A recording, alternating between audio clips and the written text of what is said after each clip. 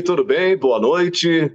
Terça-feira, 23 de agosto de 2022. No programa Os Quatro Elementos de hoje, nós vamos falar da entrevista do presidente Jair Bolsonaro ao Jornal Nacional da Rede Globo, que aconteceu na noite dessa segunda-feira. Aqui conosco, Marcelo Campos e Marcelo Cardoso. O Arlindo Lopes Correia não está presente hoje porque amanhã cedo ele vai fazer uma série de exames e já está também concluindo a sua preparação de véspera. Bom, mas logo após a entrevista do presidente, nós pedimos a ele uma opinião sobre o que ele viu. Ele disse que os entrevistadores da Globo só falaram sobre coisas irrelevantes, acusando o presidente Bolsonaro. Quando o presidente começava a falar sobre as realizações do governo, o Bonner mudava de assunto. Pois é. Qual foi a impressão de vocês sobre essa entrevista do Bolsonaro? Começo com você, Marcelo Campos. Olha, Ronaldo, eu acho que o presidente mostrou sinceridade nessa entrevista e os apresentadores foram bastante sarcásticos, viu? Eu achei que tentaram pegar o presidente aí o tempo todo, era só casca de banana, né? E como o Arlindo falou, parece que tinha um problema em deixar o presidente concluir o raciocínio, né? Mas eu anotei aqui uns pontos. A entrevista já começou com a questão do ataque às urnas, né? E o Bonner insistindo em dizer que as urnas são auditáveis, quando a gente sabe que não são, né? Até teve um momento em que o Bolsonaro justificou e eles pressionando o presidente para dizer se ele respeitaria o resultado das eleições, ele deixou claro, se as eleições forem limpas, é claro que eu vou respeitar. Não podia ter outra resposta, né? E teve uma pergunta lá que acabou não sendo respondida, quando o Bonner disse que ele andou vazando informações de um documento sigiloso da Polícia Federal, que não é verdade, porque o documento não era sigiloso, mas não deixaram margem para ele responder. Então, você viu que na sequência, e foi até muito rápido, né? Mas começou com a questão do ataque às urnas, depois veio a pandemia, depois economia, meio ambiente, a questão do youtuber, né? Que ele disse que o youtuber, como se fosse eleitor do Bolsonaro, que se sentiu traído por ele. Pomba, que história é essa? O cara é um oportunista que hoje, inclusive, está lá no MBL, né? Entrou para o MBL hoje. Quer dizer, é uma coisa impressionante. Depois veio a questão, a articulação do governo e aliança com o Centrão. Pô, a resposta é óbvia. É claro que se ele não tivesse feito aliança com o Centrão, ele não governaria. Agora, o importante é deixar claro, como eu acho que ele deixou, que não loteou os ministérios para ninguém. Ele colocou pessoas técnicas e que fizeram o que fizeram, e o Brasil está tendo resultados que parece que eles querem negar, né? Resultados econômicos, o trabalho do ministro Paulo Guedes aí, com as projeções que estão sendo feitas, não só para a inflação, como também para o PIB, né? Quer dizer, você vê que não é um jornalismo sério, né? O que a gente viu hoje nessa entrevista. Eu só vou esperar para ver como é que vai ser a postura desses dois apresentadores com os demais candidatos, porque eu vou te dizer uma coisa: se tiverem uma postura diferente, quem perde a credibilidade são eles próprios, né? E a gente já viu aí que o Jornal Nacional tem apresentadores que depois que saem da Globo vão fazer campanha para o Lula e gritar Lula livre, como é o caso do Chico Pinheiro, né? Então, a gente já sabe, e já podia esperar esse tipo de comportamento. Mas, no geral, depois veio aquela questão da Polícia Federal, veio a educação, que ficaram insistindo na questão da corrupção lá no Ministério da Educação, aquele negócio. Pode pipocar, como eles disseram, né? Pode pipocar alguma coisa ali ou em algum ministério. Só que acontece o seguinte, a diferença desse governo para os outros é que as providências estão sendo tomadas rapidamente. O ministro da Educação foi É a afastado reação. e até agora não se comprovou nada. Vamos esperar o final do inquérito. Mas a providência foi tomada e ele já foi substituído, entendeu? Então, são essas coisas que ficaram evidentes. O presidente tentou, na medida do possível, falar sobre o que fez, mas a gente sabe que ali o objetivo era jogar a casca de banana para ver se o presidente caía. Acho que ele foi bem. Eu não sei o que você acha aí, Ronaldo. O que você achou? O Marcos Uchoa também foi, junto com o Chico Pinheiro, né? São candidatos aqui pelo PT. Achei patética a performance dos meus coleguinhas Bonner e Renata Vasconcelos. E aí, Marcelo Cardoso, o que você acha? Também. A Renata Vasconcelos entrou, como falou da pandemia, na história do jacaré. Aquilo ali foi de Ridículo, uma coisa totalmente sensível. Ela é sem noção. No jornal de repercussão, pelo menos que tinha, né, o Jornal Nacional, entrar nesse mérito. E, no princípio, ele ficou realmente insistindo na questão, e ela também, da ameaça às eleições, e ele ameaçaria as eleições de não acontecerem. Marcelo falou agora na questão do apoio do Centrão. Mas é claro, você então está querendo que eu seja um ditador. Aí ele botou a faca no peito do William Bonner e falou: não, que isso? Você está me chamando de que eu quero ser ditador? Não é nada disso. E num tom extremamente debochado também, né? Que ele respondeu. Pois é. Aí a questão dos apoiadores defendendo medidas ilegais, todas as pessoas falam o que querem, a questão do artigo 142, a questão do AI-5, realmente houve quem falasse isso, tal, talvez defendendo na ânsia de querer fazer uma coisa boa, dizendo coisas que não fizessem sentido, mas com o passar do tempo as pessoas foram maturando isso e vendo que nem tudo que vinha sendo dito por elas mesmas nas ruas faz muito sentido, né? Mas, Marcelo, se você me permite aí só um complemento, o presidente perdeu uma boa oportunidade para dizer que o Vadir Damus, que era presidente da OAB, pregou o fechamento do Supremo e do Congresso, o senador Roberto Requião, o Zé Dirceu. O Randolph também. Pois é. Então você vê que são dois pesos e duas medidas, né? E o presidente reforçou mais uma vez nesse aspecto, Marcelo, só para complementar, que ele prega a liberdade de expressão. Agora, isso não significa que ele esteja de acordo, tanto não está porque não fez nada, e não há a menor possibilidade disso acontecer. Segue, Cardoso, segue você. Tá. E a questão dele insistir no aspecto de que, mas houve troca, 5 ministros da educação, não teve um que nem tomou posse, que forjou o currículo, aquela história toda. Eu confio nas pessoas, se ela se revela, eu sou obrigado a tirar. A ação é pronta, foi o que você mesmo disse, Marcelo. Não é deixar acontecer e a coisa se avolumar. Há um problema, ele não é obrigado a conhecer todo mundo e ter confiança em todo mundo. Quer dizer, ele, num primeiro momento, ele se abre a confiança de que a pessoa chegue e possa contribuir com o trabalho que ele está fazendo. Mas se alguém erra, esse alguém tem que ser tirado, dependendo da circunstância, tem que ser exatamente essa questão eliminado, o cara tem que ser defenestrado. Quando a Renata falou a história do jacaré, que o senhor estava fazendo troça com as pessoas, imitando as pessoas com falta de oxigênio, lembrou a história que ele rebateu lá do Manaus, aquilo foi armado para que houvesse um número grande de mortes e tudo mais, e houvesse aquele caos, e depois ficou muito bem explicado que apenas as Forças Armadas transportam oxigênio pelo país, por via aérea, né? Que ele teria desestimulado a vacinação. Não, eu apenas estimulei que houvesse um tratamento precoce. É a primeira vez na história da humanidade, não foi só no Brasil, que você espera o quadro do doente se agravar para que você tome uma providência. Desde quando isso acontece? Isso não faz o menor sentido. Ele falou da confiança nos produtos da Pfizer, que não era assim, que eles não garantiam. Como é que o governo ia assinar? Amanhã ou depois acontece um problema. Não, mas o presidente afiançou a Pfizer. Eu não vou afiançar nada, eu não sou cientista, eu sou o presidente do país. E quando as respostas dele agradavam, iam realmente no ponto X da questão, eles mudavam de assunto, né?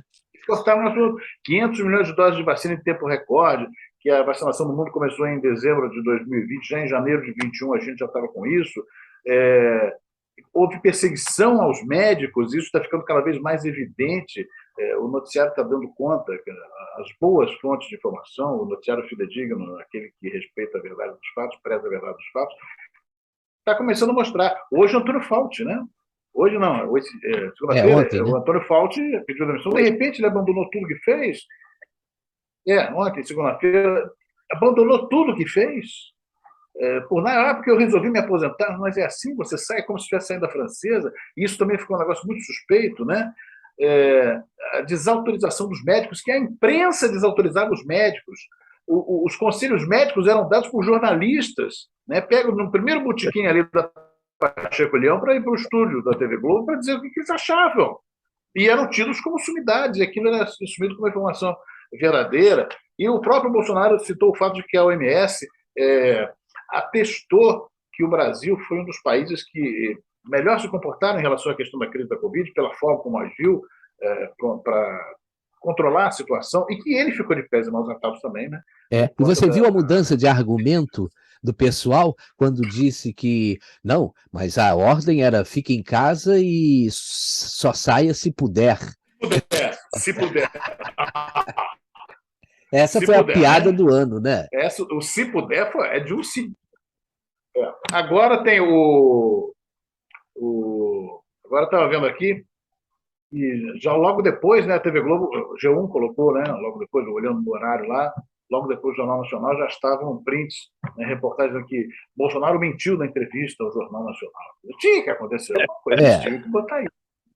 Aqui, a pessoa começou, depois que acabou a entrevista, a pessoa começou um ensaio de um panelaço, mas os paneleiros estavam meio assim, murchos, né? Não houve muita coisa. Então, chamei até, paneleiros, os paneleiros não respondiam. Então, estava o pessoal, um ou outro lá batendo frigideira, estragando a própria bateria, né? Estragando os utensílios de cozinha, né? E ficou houve um aspecto também importante, e aí eu queria que vocês complementassem o que eu vou dizer, a questão da economia, como o Brasil surpreendeu até o mundo inteiro. Mas eles não conseguem admitir isso, né, cara? Não. Tem mais, mas tem aquilo. Falou da gasolina, da contenção, aliás, é uma coisa muito estranha que, de repente, a Petrobras e o PS não crescendo, aquela coisa, querendo sufocar o governo, e a gasolina 8, né?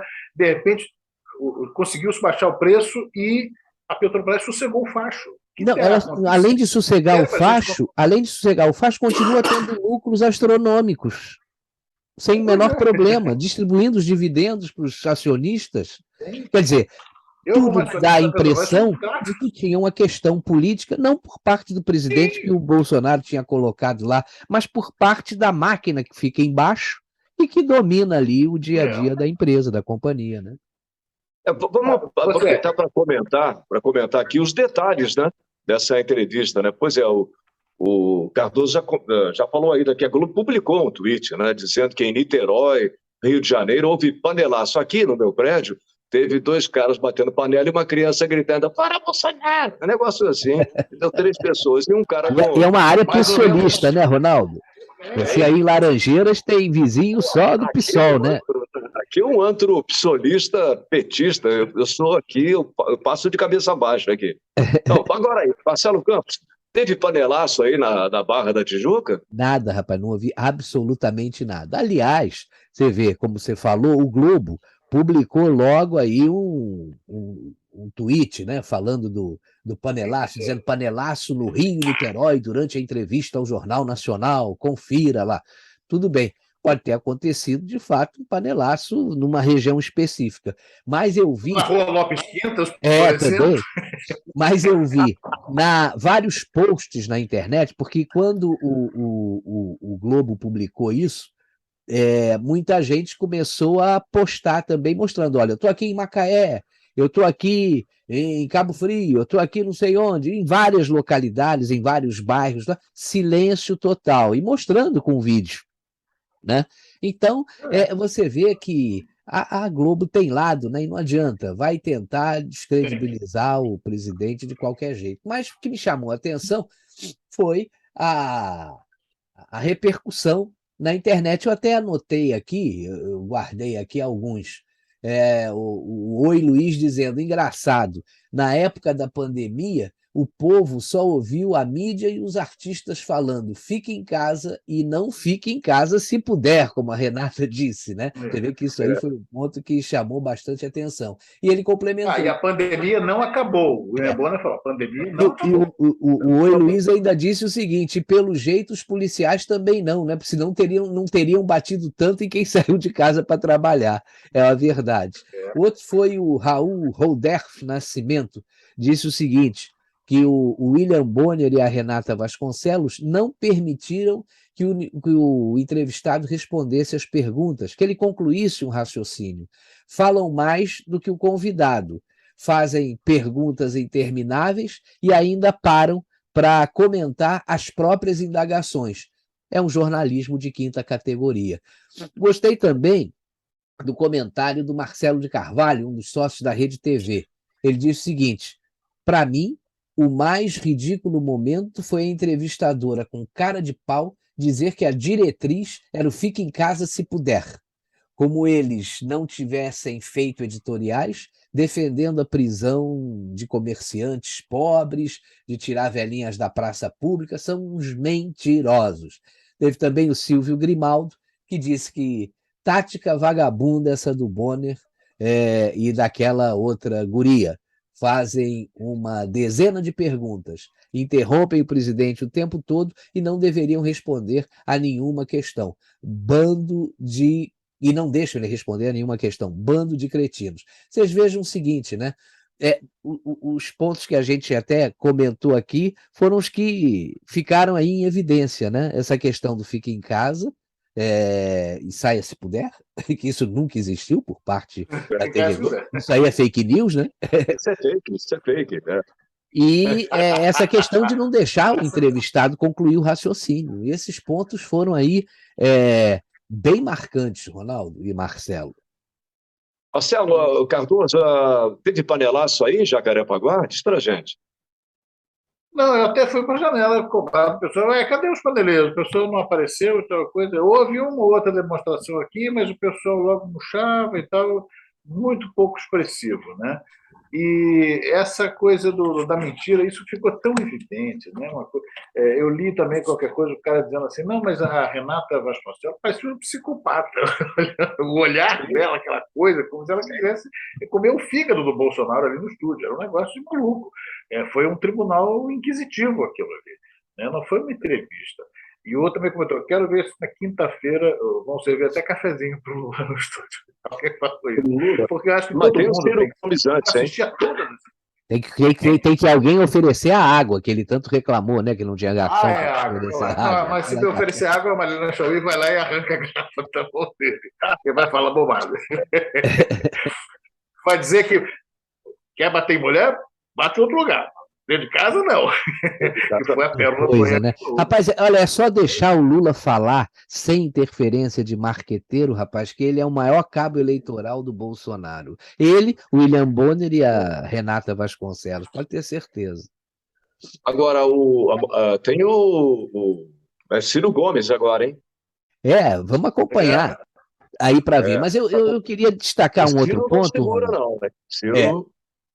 Eu queria destacar um outro ponto, que é o seguinte, você veja a diferença de postura, né? Eu costumo assistir muito a Jovem Pan News, né? Porque, aliás, eu acho que é o melhor jornalismo que a gente tem aí, porque mostra os dois lados, você tira as suas conclusões e acredita em quem quiser, né? Você tem lá os de extrema esquerda, os de direita, que eles dizem que são de extrema direita, mas os de esquerda me parecem muito mais radicais, né? Mas, de qualquer maneira, você vê quando houve aí